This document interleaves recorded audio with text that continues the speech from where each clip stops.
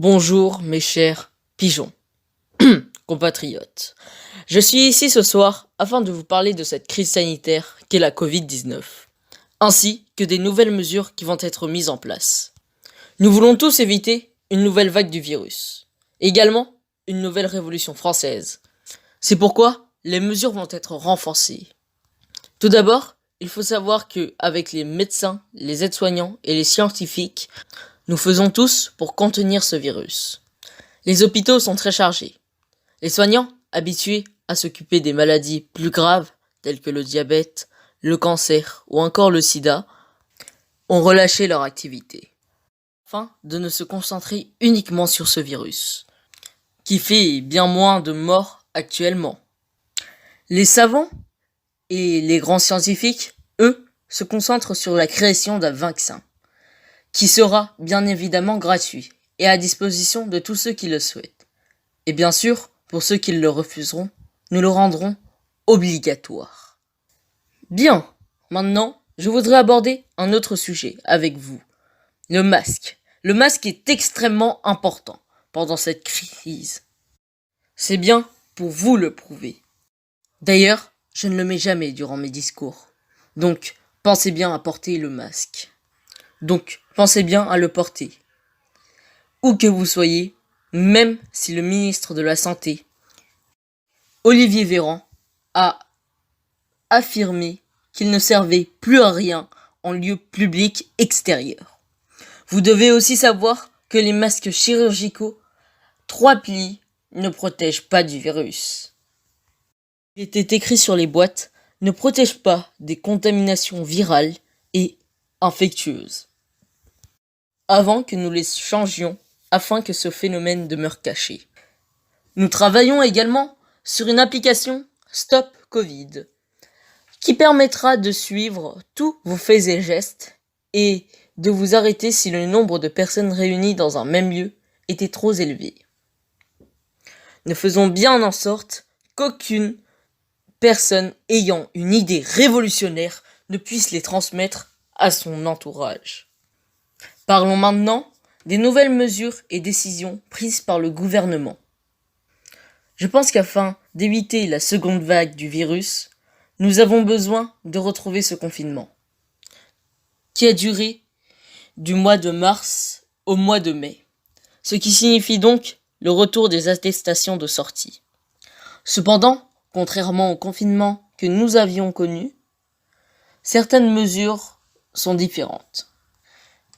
Tout d'abord, nous favorisons évidemment le télétravail, mais le déplacement entre lieu de travail et le domicile est autorisé. Afin de continuer à faire tourner l'économie en France, les crèches, écoles, collèges et lycées resteront ouverts, afin que les parents des enfants puissent continuer de travailler, car l'argent est beaucoup plus important que les vies. Bien plus important. Beaucoup plus important. Ensuite, les bars, restaurants, cinémas et tous les autres lieux publics fermeront. Les boutiques et magasins ne servant pas à des besoins essentiels, l'alimentation seront également fermés. Donc, pour résumer, vous avez le droit de manger et de travailler, car c'est tout ce qui compte à mes yeux.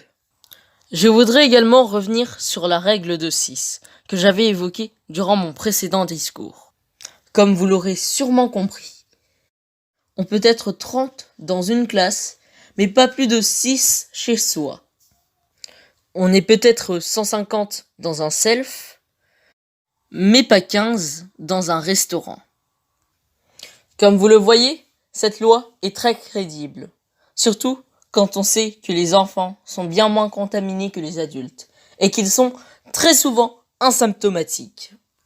Les tests PCR, polymérase chain réaction, ne sont plus fiables qu'à 70%. Donc, en réalité, ils ne vous servent à rien, à part pour vous faire retourner au travail. Le dernier point important dans le respect des gestes barrières est donc de ne pas se serrer la main, d'arrêter les embrassades et évidemment les tchèques sont compris dans cette catégorie. Et au lieu de vous demander combien de bises ou alors par quel côté commencer, vous vous demanderez avec quel pied ou avec quel coude vous vous direz bonjour. Les Français m'ont beaucoup surpris. On leur dit de ne pas aller dans les rues, personne ne descend, on les confine, ils sont tous dehors. Et je vous dis, profitez-en, car ce n'est pas tous les jours qu'on peut sauver la planète en pyjama. Par ailleurs, on vous dit que l'air est gratuit. Mais n'enlevez surtout pas votre masque, sinon ce sera 135 € d'amende.